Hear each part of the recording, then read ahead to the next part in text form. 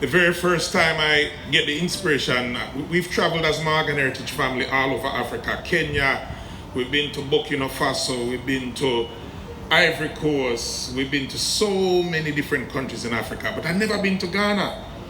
I mean, 11 years ago in 2015, I was on my tour bus in my bed, and I woke up and I just hear a voice say, Ghana, Ghana. And I'm like, what is this? Oh, hey, what's going on? And I said to my brothers that were on the bus with me at the time, I said, I'm going to Ghana. They said, who you know at Ghana? I said, nobody. But my brother in Buju have a baby mother there. At the time, my brother was on a little vacation, as we all know. And he happened to call me while I was on tour. I said, I need to go to Ghana. I don't know what it is. Long story short, he connected me. I came to Ghana. I met a man named Reggie Rockstone. After I said, Reggie Rockstone, good to meet you. And he said, hey, son, what's up, man? What's going on, son? I said, where you from, man? You from Ghana? But then I realized he was a pioneer in the music of hip-hop and high life. And I started to learn about Ghanaian culture. And shortly after, we said, let's do a homecoming. And we went to his place called Reggie's office. And I went there to tour the place. And when I went inside, I realized that the place was bigger than what he was. He had the club, and then I saw the parking lot. I said, why don't we do it in the parking lot? This is a venue. He said, you sure, man? I said, yeah, man. And I said, invite all of the reggae and the dancehall artists that is there. And that's where, amongst many other artists, I discovered a young youth named Stoneboy. Yeah. And amongst all the artists performing that night, he sounded the most Jamaican for some reason. I'm like, is he from Jamaica or he's Ghanaian? He said, no, he's from Ghana. I said, impossible. And from that day, I think I met him very shortly in the VIP area, and that was it. And then Morgan Heritage went on tour again, and the Spirit said to me, call that young man. And I said, I want you to come, and I reached out to him and I said, I want you to be the opening act for Morgan Heritage on our European tour.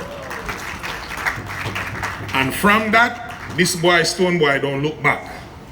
He has pushed, and now he's one of the prominent artists in Ghana. So it seems like it's been something, and after that, at that same night, I met a brother named Fatu Cash.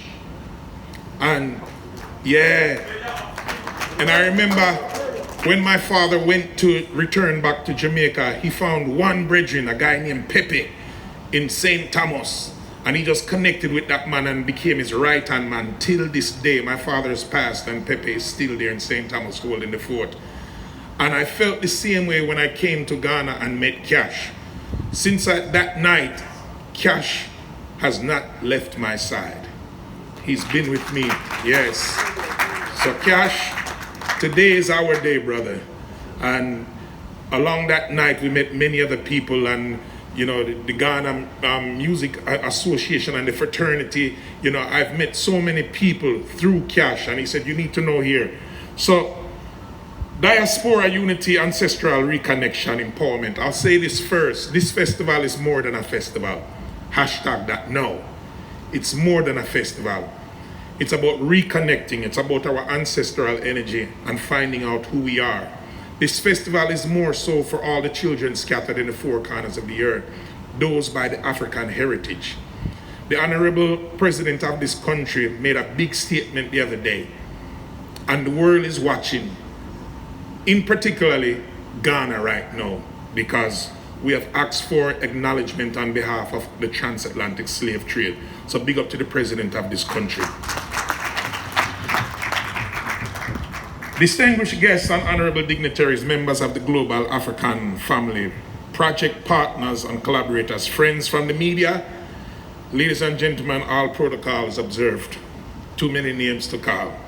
Good afternoon. Today we stand at a powerful intersection, one that brings together history, identity, and opportunity. The Ghana and Jamaica Homecoming Festival is a vibrant cultural celebration that honors the deep-rooted historical, cultural, and spiritual connections between Ghana and Jamaica, while also serving as a strategic platform to strengthen bilateral commerce, trade, relations, business, collaboration between both nations and beyond. So this is not only just about Jamaica, but Jamaica will bring Barbados, Jamaica will bring Cayman, Jamaica will bring Trinidad, Jamaica will bring Antigua, Ghana will bring Kenya, Ghana will bring Botswana, under the umbrella of trade and commerce and exchange. If banana is selling in Ghana and watermelon, I was driving to Kumasi one day on one of my trips, and I see so much watermelon wasting. Cayman Island needs watermelon. This is what this is going to do. Turks and Caicos, they need mango. And there's plenty of mango here. Why isn't the mango coming from Ghana being shipped on a ship or a plane to the Caribbean? This is how we have to start to think. And this is not something that I'm hearing about. This is what I've observed, because when I go to a lot of these countries, the land is flat. It's just a flat island. They're not Jamaica and Dominica and St. Lucia. These islands are very fruitful because they have mountain and land. But a lot of islands there, they don't have food. Jamaica is a blessed land. Big up all Jamaican. The African diaspora is vast, diverse, and influential, yet what binds us together is stronger than what separates us. This festival creates a space where that unity can be felt, experienced, and strengthened. It's a call for us to see each other not as distant relatives, but as one global family, connected by history, purpose, and future, central to this ancestral connection. Anybody know what name Dukuno? Well, we call it the same thing in Jamaica. I wonder why. Blue Draws is also another name. I wonder why. For many across the Caribbean and the wider diaspora, Ghana represents more than a place. It represents origin, identity, and home. This festival opens the door for that reconnection, a journey that is not just physical, but deeply emotional and transformational. It is about homecoming. It is about coming home, not just to the land, but to the legacy. And as we reconnect, we must also look forward. This is where empowerment and education become critical. We are creating opportunities for learning, for partnership, and for growth through dialogue, collaboration, and shared knowledge. We are equipping individuals, especially the youths. I remember one time there was artists like Amachi Dede and Ishmael Isaac out of Ivory Coast, Alpha Blonde and Lucky Dube. Now our youths are on TikTok and Instagram. Tell them we are coming.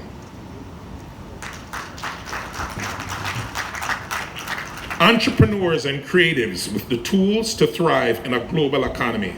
This is not just about a celebration, it's about a transformation. Ladies and gentlemen, this is our moment. A moment for Africa, a moment for the Caribbean, a moment for the world. We invite all Africans, our brothers and sisters across the Caribbean and the global community to be a part of this extraordinary journey. Come and experience the culture. Eat some kelewele, man. And let us truly find out about wache and rice and peas, which one tastes better. These are the things we're gonna have so much fun with. And maybe we can ask Nigeria, truly, is your jollof rice better than Ghana?